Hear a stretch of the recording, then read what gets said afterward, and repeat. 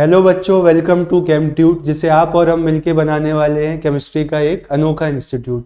तो आज बच्चों जो कंसर्न रहेगा डिस्कशन का वो ये है कि सर अब हमारे 12th के एग्जाम्स मतलब मेजर एग्जाम्स तो हो गए हैं पीसीएम वालों के। आज मैथ्स का लास्ट एग्जाम था, ठीक है। आप तक आई होप आज वीडियो पहुंच जाएगा, ठीक। तो फिर अब उसके बाद क्या किया जाए सर? बहुत सारे बच्चों ने जेई मेंस का फर्स्ट अटेम्प्ट दिया था, है ना। जेई मेंस का फेज 1 जो एग्जाम हुआ था जैन में, बहुत सारे बच्चे अपीयर हुए थे फेब में, ठीक है। कुछ का स्कोर रहा एक्सपेक्टेड, जैसा उन्होंने एक्सपेक्ट किया होगा, उनके टीचर्स ने एक्सपेक्ट किया होगा।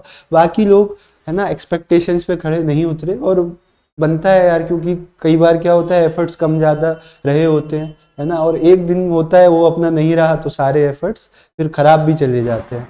तो अब उस पेपर्स में, क्योंकि हमने तो क्वेश्चंस देखे ना, एफर्ट तो आप लोगों को ही पता है आपने कितना किया। तो अब क्वेश्चंस के बेसिस पे टॉपिक वाइज किस चैप्टर से कितने क्वेश्चन आए वो एक एनालिसिस है, ताकि अब जो नेक्स्ट अटेम्प्ट होगा उसको अच्छे से स्ट्रेटेजिक वे में टारगेट करेंगे और एक अच्छा परसेंटाइल स्कोर करने का हम और आप मिलकर तैयारी करेंगे, ठीक है। तो पहले ऑर्गेनिक केमिस्ट्री के पोर्शन की अगर मैं बात करूं आपसे, तो यहाँ पे आपके पास सबसे मतलब क्वेश्चन जो पहला टॉपिक नोमेनक्लेचर, पहले बेसिक टॉपिक यही है। नोमेनक्लेचर आप लोग पढ़ते हो तो सारे मिला के ना 11 क्वेश्चंस बने हैं। मैं ऐसे ही फिर क्वेश्चंस भी पकड़ के लाऊंगा, टॉपिक वाइज क्वेश्चंस भी डिस्कस करेंगे। पहले नंबर ऑफ क्वेश्चंस देख लेते हैं कि किन टॉपिक को हमें पहले टारगेट करना है। उसके बाद जो आपके इलेक्ट्रॉनिक डिस्प्लेसमेंट इफेक्ट है, जैसे इंडक्टिव है, मेसोमेरिक है, हाइपर कॉन्जुगेशन है ना, तो उस पर भी अच्छे खासे क्वेश्चन थे, 15 क्वेश्चन।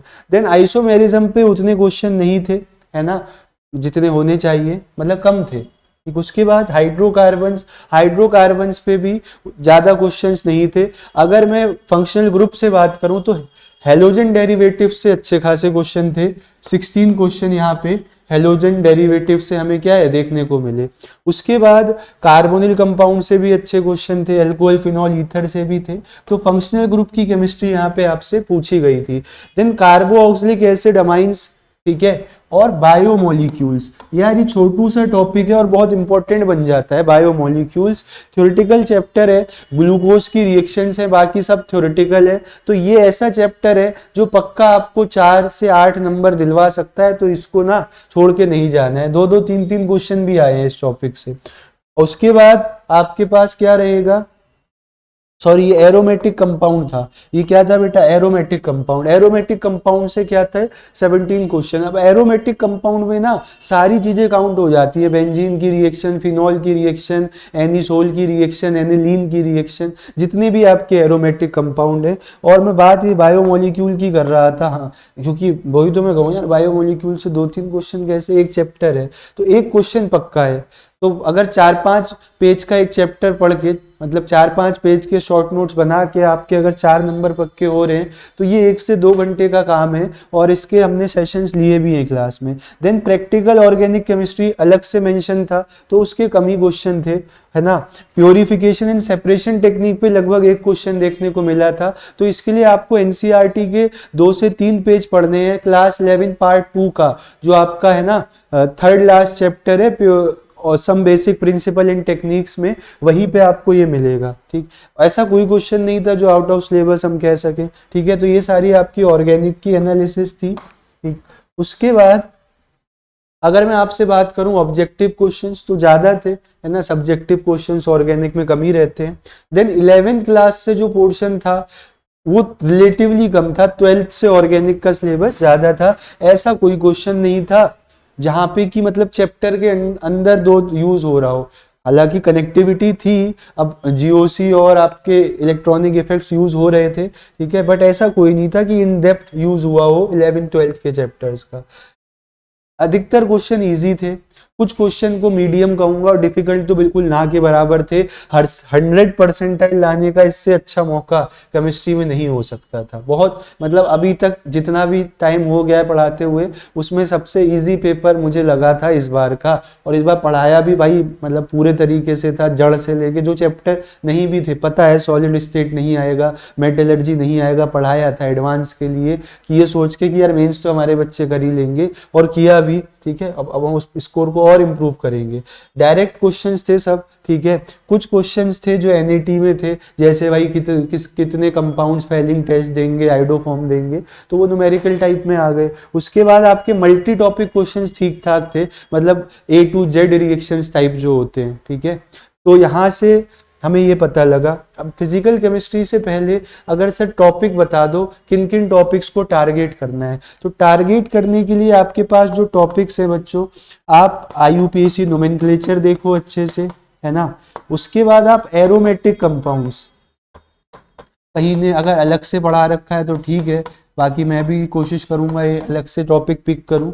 उसके बाद आपके जो है क्या बोलते हैं, फंक्शनल ग्रुप की रिएक्शंस, ठीक है। उसके बाद बायोमोलिक्यूल जरूर करना, है ना, बायोमोलिक्यूल जरूर करना। और प्योरिफिकेशन वाला चैप्टर, मतलब topic purification of organic compounds. तो ये वो चैप्टर है बेटा मतलब जिन पे आपको फोकस करना है नेक्स्ट अटेम्प्ट के लिए, ठीक है। अब हम नेक्स्ट बात करेंगे फिजिकल केमिस्ट्री के लिए। ये लो, फिजिकल केमिस्ट्री में हम बात करें, मोल कॉन्सेप्ट बहुत इंपॉर्टेंट रहा इस बार, है ना। लगभग हर शिफ्ट में 1 से 2 क्वेश्चन देखने को मिले। एटॉमिक स्ट्रक्चर, ठीक है, एटॉमिक स्ट्रक्चर ये वो टॉपिक है बेटा जो फिजिक्स में केमिस्ट्री में आप कंबाइन पढ़ते हो, तो इसको आप कर सकते हो। एक जगह भी अच्छे से कर लिया, दूसरी जगह कवर हो जाएगा। केमिकल इक्विलिब्रियम और आयनिक इक्विलिब्रियम से उतने क्वेश्चन नहीं थे, है ना। चलो, मतलब कम क्वेश्चंस थे। थर्मोडायनेमिक्स से अच्छे खासे क्वेश्चन थे, ये भी वो टॉपिक है जो फिजिक्स में आप कॉमनली पढ़ते हो। रेडॉक्स रिएक्शन से भी क्वेश्चन थे, है ना। आपका बैलेंसिंग ऑफ रेडॉक्स रिएक्शन यहाँ से इंपॉर्टेंट हो जाता है। लिक्विड सॉल्यूशन से थोड़े कम क्वेश्चन थे बच्चों। काइनेटिक्स इलेक्ट्रो भर भर के था, मतलब अगर कुल मिला के ये कहा जाए तो 11th से मोल कॉन्सेप्ट और थर्मोडायनेमिक्स और 12th से आपका केमिकल काइनेटिक्स और इलेक्ट्रोकेमिस्ट्री इंपॉर्टेंट रहा है। ऐसा कोई क्वेश्चन नहीं था सर जो आउट ऑफ सिलेबस हो। चलो, 11th क्लास का पोर्शन ज्यादा था फिजिकल केमिस्ट्री का, ठीक है, क्योंकि मोल कॉन्सेप्ट, रेडॉक्स, छोटे छोटे चैप्टर वहां पे हैं, तो वहां से चैप्टर भले ही छोटा हो एक क्वेश्चन बनता है। तो ये बात ध्यान रखना, छोटे चैप्टर्स को पिक करना है, ठीक है। 12th क्लास से कंपेरेटिवली कम था। उसके बाद ऑब्जेक्टिव क्वेश्चंस फिजिकल में कम रहेंगे यार, क्योंकि न्यूमेरिकल होते हैं, तो न्यूमेरिकल टाइप आपके सब्जेक्टिव ज्यादा क्वेश्चन थे, ठीक है। लेवल की अगर मैं बात करूं तो इजी ही था, कुछ क्वेश्चंस थे मीडियम और टफ भी बिल्कुल ना के बराबर थे, ठीक है। चलो, डायरेक्ट क्वेश्चंस थे 19 ओवरऑल, कैलकुलेशन बेस्ड थे 56, फिजिकल है तो होंगे ही। मल्टी टॉपिक क्वेश्चंस भी कम थे, है ना, कि भाई इलेक्ट्रो और रेडॉक्स को कंबाइन कर दिया हो, इक्विलिब्रियम को और थर्मो को कंबाइन कर दिया हो, ऐसा कम था, ठीक है। तो इनऑर्गेनिक में बढ़ने से पहले अगर सर हम किन टॉपिक्स को टारगेट करें, तो बेटा आप यहाँ पे मोल कॉन्सेप्ट, भाई जो 100 परसेंटाइल की सोच है उसे तो सभी पढ़ना है, ठीक है। 11 से मोल कॉन्सेप्ट, थर्मोडायनेमिक्स, ठीक है। 12th में अगर मैं बात करूं तो आपसे केमिकल काइनेटिक्स, है ना, इलेक्ट्रोकेमिस्ट्री, ये टॉपिक्स आप कवर कर सकते हो, ठीक है। चलो, फिर अब बात करते हैं आपसे इनऑर्गेनिक केमिस्ट्री में। तो इनऑर्गेनिक में देखना यार, जनरल नेमिंग वगैरह से ऐसा था नहीं कुछ खास। पीरियोडिक प्रॉपर्टीज से बेटा ओवरऑल 15 क्वेश्चंस थे, 1 से 2 क्वेश्चन हर शिफ्ट में देखने को मिले। उसके बाद मैं आपसे बात करूं केमिकल बॉन्डिंग, केमिकल बॉन्डिंग जरूर करो। ग्रुप केमिस्ट्री की जनरल प्रॉपर्टीज भी कवर हो जाएंगी इन 2 चैप्टर से, ठीक है। कोऑर्डिनेशन कंपाउंड से 19 क्वेश्चन ओवरऑल, हर शिफ्ट में 1-2 क्वेश्चन थे, ठीक है। पी ब्लॉक से 14 क्वेश्चन ओवरऑल, डीएनएफ से 15, ब्लॉक केमिस्ट्री भी अच्छी खासी थी। सॉल्ट एनालिसिस से भी क्वेश्चन थे, ठीक है। बताओ, आउट ऑफ सिलेबस से इनका कहने का मतलब है एस ब्लॉक से भी क्वेश्चन डाल रखा था, है ना। एस ब्लॉक से क्वेश्चन था आपका, फ्लेम टेस्ट पे क्वेश्चन आया हुआ था कि कौन सा क्या कलर देगा, तो मैं उसे एस ब्लॉक का ना कह के सॉल्ट एनालिसिस का ही पार्ट बोलूंगा, ठीक है। तो भाई इनऑर्गेनिक वो ब्रांच है ना केमिस्ट्री की जहां से आप श्योर शॉर्ट क्वेश्चन कॉपी में से नोट्स में से पिक कर सकते हो।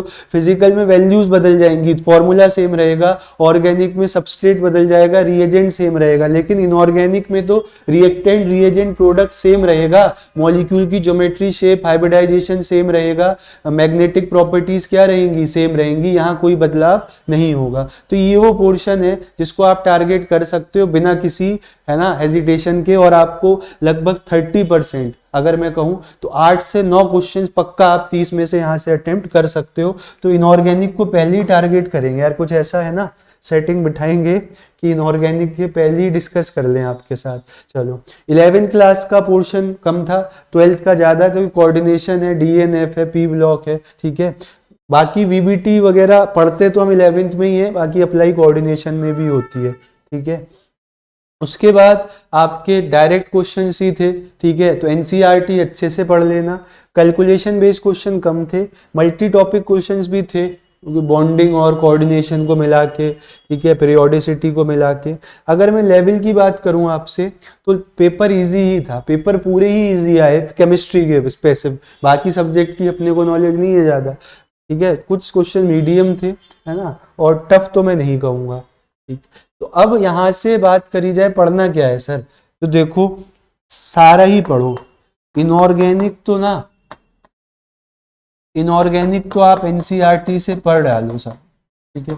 इनऑर्गेनिक के चैप्टर सारे कर लो, क्योंकि बेटा ये वो पोर्शन है जहां से आपको श्योर शॉर्ट क्वेश्चन मिलेगा ही मिलेगा एज इट इज। तो क्यों ना इसको कर ही लिया जाए, पहले इसी को टारगेट कर लेना, क्या बोलते हो, या बाद में, क्योंकि याद रखना होगा ना, ठीक है। तो आखिर में जब आप कुछ दिन एग्जाम से पहले इसको टारगेट कर सकते हो। आज 9 मार्च है, ठीक है, तो हम लोग स्टार्ट करेंगे कल से, लगभग अपने पास कितने 20 दिन तो होंगे ना, 15 से 20 दिन, ठीक है। तो मेन टॉपिक्स के इंपॉर्टेंट क्वेश्चंस आप तक लेके आएंगे, ठीक है। पढ़ाई करते रहो आप लोग, फिजिकल एजुकेशन का बचा होगा, ठीक है, तो उस मतलब थोड़ा सा टाइम निकाल ही सकते हो ना, छोटे छोटे चैप्टर कर लो, मोल कॉन्सेप्ट है, रेडॉक्स है, पीरियोडिक है ना, IUPAC नेमिंग है, तो थोड़ा सा टाइम निकाल के कर लो, नहीं तो 2-3 दिन और रहे ना, फिजिकल एजुकेशन के बाद शुरू कर देंगे 13 तारीख से, तब भी अपने पास 17 से 18 दिन रहेंगे, ठीक है कि नहीं, बताओ।